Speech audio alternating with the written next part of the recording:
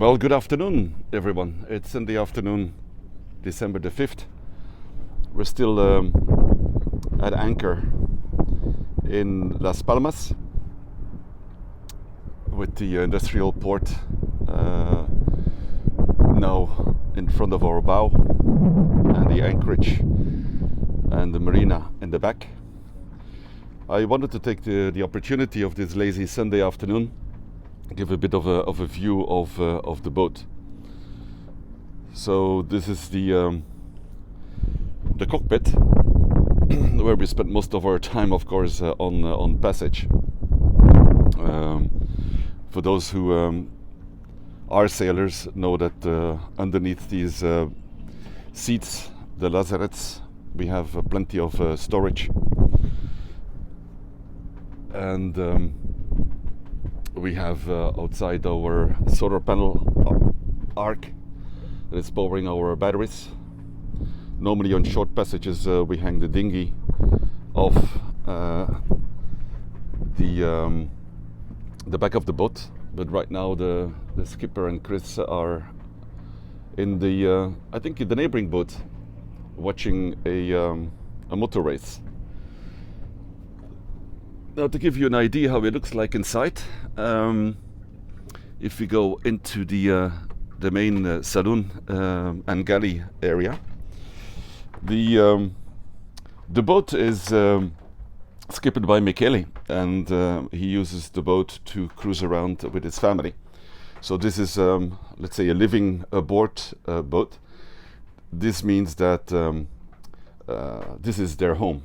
So a lot of the storage is actually taken up by things from the family. We have here on the left, we have the chart table and the main electronics and communications equipment. Right now, this is also my temporary office, because I'm still working until the 15th of December. A little bit messy because we're working on the boat at the moment, preparing it for the next passage. On the right is the galley area. We have the stove, the rocking stove. We have all of the cooking utensils. We have the spices and coffee. We have crab meat lunches and some cooking utensils. We have our cutlery. We have pots and pans, and more pots and pans in here. We have a fridge running off the batteries. At the moment, we don't have that much of fresh stuff because we're at anchor. We often go onshore to eat. Underneath here is the freezer. We have quite a bit of meat in there. You see, this is the area where we prepare food. Right now I rescued some apples, so I'm gonna make a nice fruit salad with the apples that are going off. The sinks, we just did the dishes. We have the garbage bags, of course, being environmental conscience. We have all of our recyclables in here, and then the waste bin. Doesn't look very good, but it's more practical than having it in the normal area where it lives. So this is the normal garbage bags. Then further in the saloon, we have the main saloon area, which is now partially working space. Underneath all of these benches is a storage area. We have our ice maker. We're the most popular boat, I think, in our flotilla because we have an ice maker. I have our passage stuff, not the dartboard, but the safety harnesses. This is my safety harness, one of my weather jackets. We just did the provisioning, so don't mind the beer. That is for the next couple of weeks. The underneath here is the water maker, and we have more storage area. This is the storage area of our snacks, and then underneath here we have more storage space for the cereals. This boat has a lot of bilge storage area, so this is the storage area, one of the storage areas for the dry foods. This one is mostly noodles and dry soups, dry foods. We didn't find a better place to store the spare toilet paper. Then in here we have another storage area. Let me take our recycle bag out of it.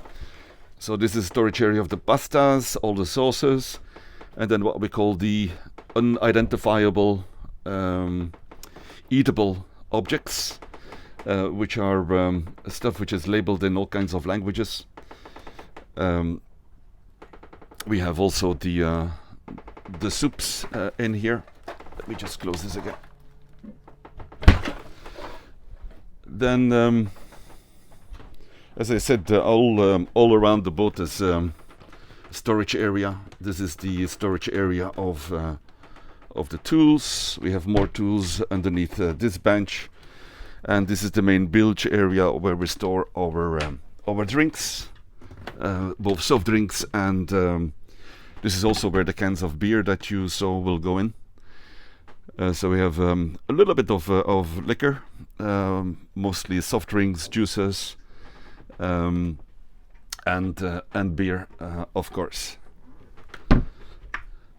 If we oh, and this might be interesting. This is our schedule, our watch schedule when we are on passage, rotating the shifts. So everybody has a day to cook, and then we have normally 3 people who are helming. We have 4 cabins on this boat. So this is Chris's bunk. This is the skipper's bunk. I hope Michele doesn't mind to sneak in a little bit, because it's as this boat is a living aboard boat. We have all of the stuff from the kids, so Michele is actually sleeping with all of the bicycles next to him. So that is the advantage and the disadvantage of crewing on a boat where a family lives, because everything is available on the boat. It's a fully equipped boat, but also there is a lot of storage area which is filled with all of the things from the family. Oh, and these 2 bunks use one bathroom. This is a bathroom. The toilet is behind the door. We also call it the head. So this is the aft head. Then if we move forward, we have 2 bunks, each also with their head. So this is my sleeping area, my little private space. Again, all of these closets are full with the clothing of the family. Luckily, I've been able to free up a little bit of space to put my clothing. So as you see, I live with amongst satellite equipment boxes, but it's wide enough for a single person. So this is then my head, my bathroom and shower, and then next to that, divided with this wooden divider that we can remove, is the second forward bunk. This was occupied by Jan, our 4th crew member, and soon Chris will join us. And this area also has its own head and bathroom. Underneath these bunks is also storage area. There's closets.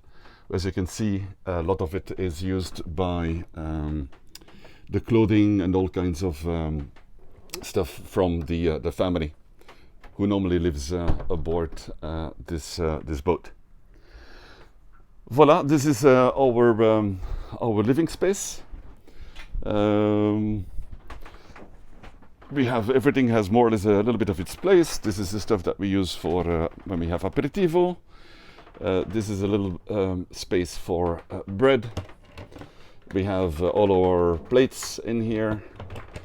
We have all of our empty containers in here. Yeah,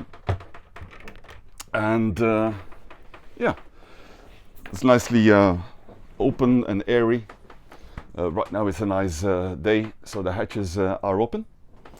And then coming back again to the Nav Station, so there's the main electrical switchboard, the power systems, the communications equipment, the VHF portable. We have a set phone in here, a voice set phone. We have our backup set phone that we just configured. And then we have another satellite phone which is way down at the aft lazarette. It's a system that connects over through the mobile phone network as well as satellite, but it's hidden down in the back lazarette. And we connect with our mobile phones or computers via Wi-Fi to the unit, which is hidden way deep in here. You see one of our temporary installations because the set phones are part of an experiment that I do for work. So we have the GSM antenna here, and then I don't know if you can see it right there, is the first satellite antenna for our data connection. And then up front we have the external satellite connection right there. The second satellite connection for our voice comes. So next time I'll give a little bit of a tour of how it looks like on deck. But this is Peter signing off from sailing vessel No Worries on December the 5th in Las Palmas.